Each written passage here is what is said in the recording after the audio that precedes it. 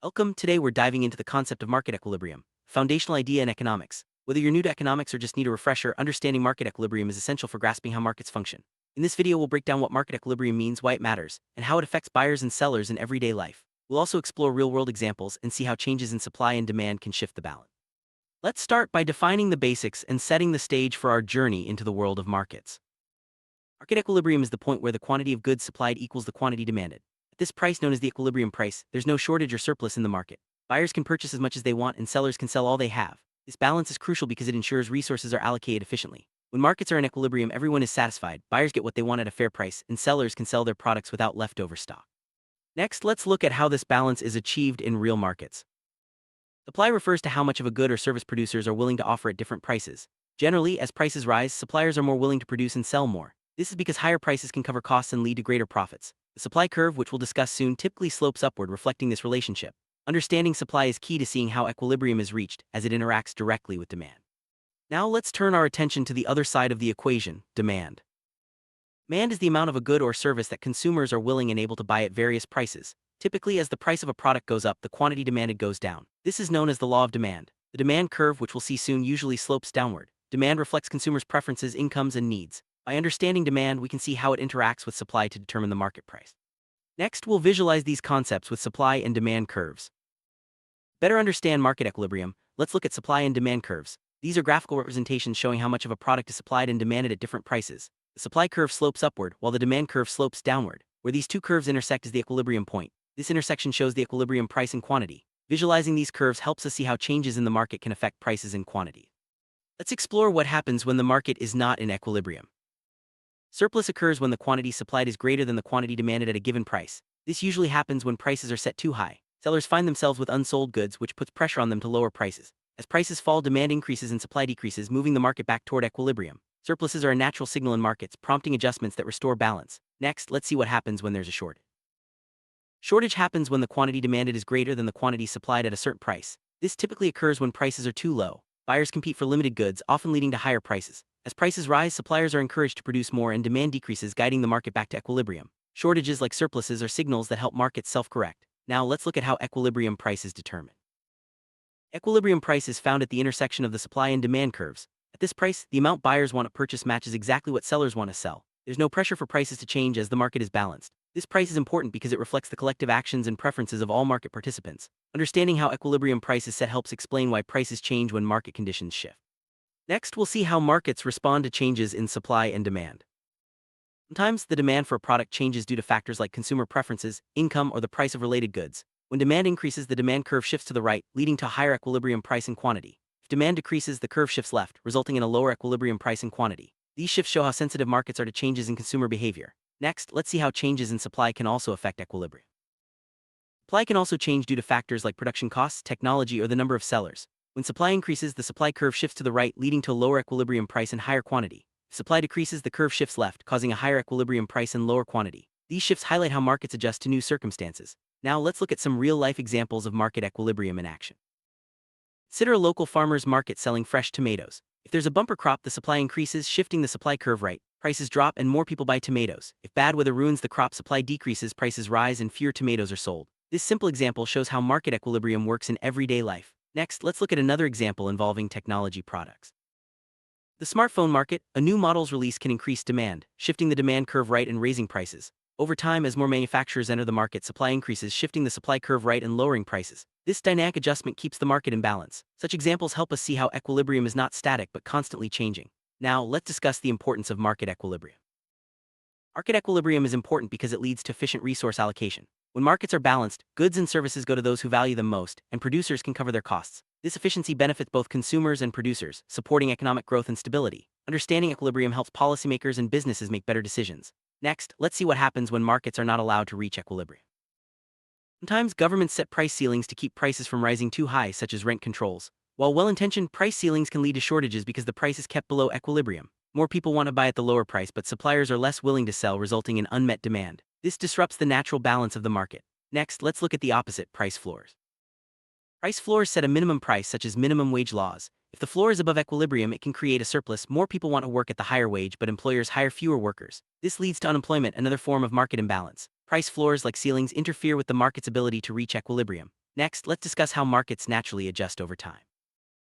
Markets have a natural tendency to move toward equilibrium. When there's a surplus or shortage, prices adjust, guiding the market back to balance. This self-correcting mechanism is a key feature of free markets. It ensures that resources are used efficiently and that goods and services flow to where they're needed most. Understanding this process helps explain why markets are so resilient. Next, let's look at the role of competition. Competition among buyers and sellers is essential for maintaining market equilibrium. When many sellers compete, prices tend to stay close to equilibrium as no single seller can control the market. Similarly, competition among buyers ensures that goods go to those who value them most. This dynamic keeps markets efficient and responsive to changes. Next, let's discuss how information affects equilibrium. For markets to reach equilibrium, buyers and sellers need accurate information about prices, quality, and availability. When information is lacking or misleading, markets can become inefficient, leading to imbalances. Technology and transparency help improve information flow, making it easier for markets to adjust. Next, we'll see how external factors can disrupt equilibrium. External shocks like natural disasters or sudden policy changes can disrupt market equilibrium. For example, a hurricane might destroy crops, reducing supply and raising prices. Markets respond by adjusting prices and quantities, but it can take time to return to balance. These shocks highlight the importance of flexibility and adaptation in markets. Next, let's look at how expectations influence equilibrium. Expectations about future prices or events can influence current supply and demand. If buyers expect prices to rise, they may purchase more now, increasing demand and pushing prices up. Similarly, if sellers expect lower prices, they might supply less. These expectations can temporarily move the market away from equilibrium, but as reality unfolds, markets adjust. Next, let's discuss the concept of dynamic equilibrium. Market equilibrium is not a fixed point, it's dynamic. As conditions change, the equilibrium price and quantity shift as well. This ongoing adjustment is called dynamic equilibrium. Markets are constantly responding to new information, preferences, and external events. Understanding this helps us see why prices and quantities are always in motion. Next, let's look at how government intervention can affect equilibrium. Governments sometimes intervene in markets to correct imbalances or achieve social goals. This can include subsidies, taxes, or regulations. While intervention can help in some cases, it can also create distortions, preventing markets from reaching equilibrium naturally. Policymakers must weigh the benefits and drawbacks of intervention carefully. Next, let's see how international trade affects market equilibrium. International trade allows countries to buy and sell goods across borders, affecting supply and demand in domestic markets. Imports can increase supply, lowering prices, while exports can increase demand, raising prices. Trade helps markets reach a new equilibrium, often benefiting consumers with lower prices and more choices. Next, let's discuss how technology impacts equilibrium. Advances in technology can shift both supply and demand. For example, new production methods can lower costs, increasing supply and lowering prices. Technology can also create new products, boosting demand. These changes push markets to find a new equilibrium. The rapid pace of technological change means markets are always adapting. Next, let's look at the role of consumer preferences.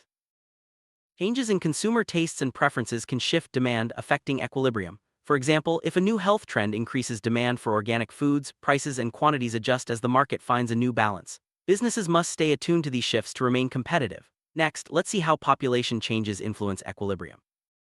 Population growth or decline can significantly impact market equilibrium. A growing population increases demand for goods and services, shifting the demand curve right and raising prices. Conversely, a shrinking population can reduce demand, lowering prices. These demographic shifts are important for long-term market planning. Next, let's discuss how income changes affect equilibrium. As incomes rise, people can afford to buy more goods and services, increasing demand and shifting the demand curve right. This leads to higher equilibrium prices and quantities. If incomes fall, demand decreases, shifting the curve left and lowering prices. Income changes are a key driver of market dynamics. Next, let's look at how related goods influence equilibrium.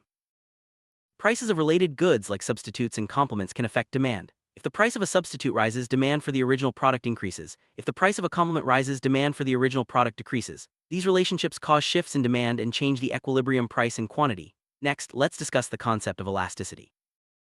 Elasticity measures how sensitive supply and demand are to price changes. If demand is elastic, a small price change leads to a big change in quantity demanded. If it's inelastic, quantity demanded changes little. Elasticity affects how quickly markets return to equilibrium after a shock. Understanding elasticity helps businesses and policymakers predict market reactions. Next, let's look at the role of time in reaching equilibrium.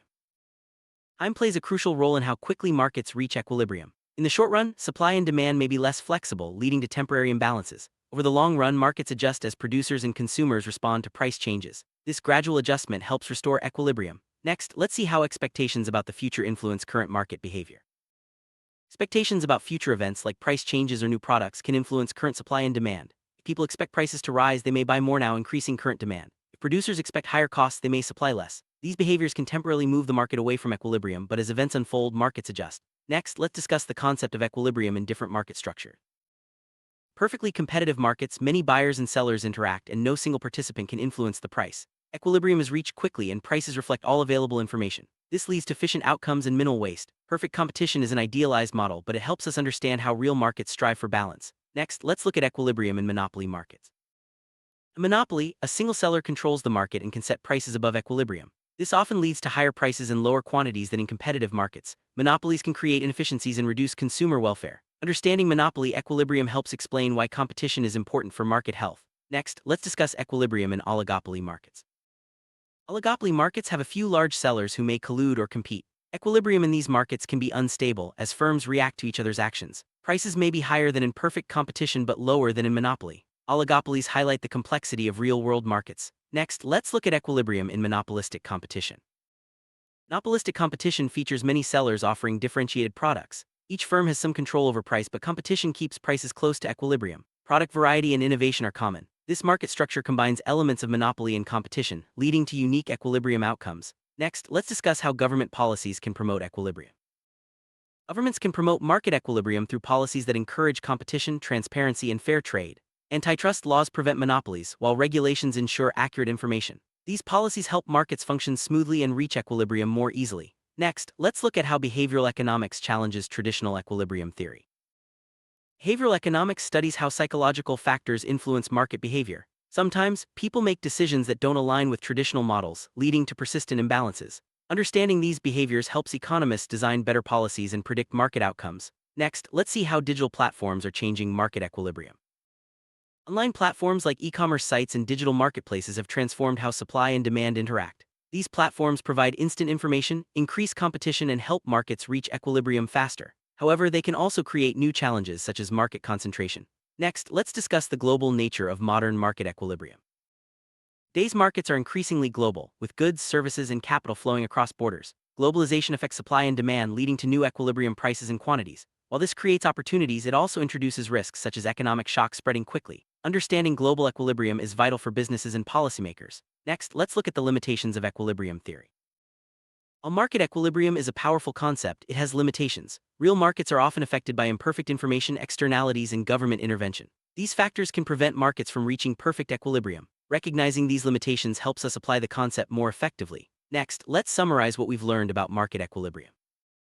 We've covered the basics of market equilibrium, including how supply and demand interact, what happens when markets are out of balance, and how various factors can shift equilibrium. We also explored real-world examples, the impact of government policies, and the role of technology in globalization. Understanding market equilibrium helps us make sense of how prices are set and why markets behave the way they do.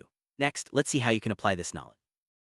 You can use your understanding of market equilibrium to analyze everyday situations, from shopping at the grocery store to following news about the economy. Recognizing how supply and demand interact helps you make better decisions as a consumer, worker, or business owner. This knowledge is also valuable for understanding policy debates and economic trends. Next, let's look at some tips for further learning.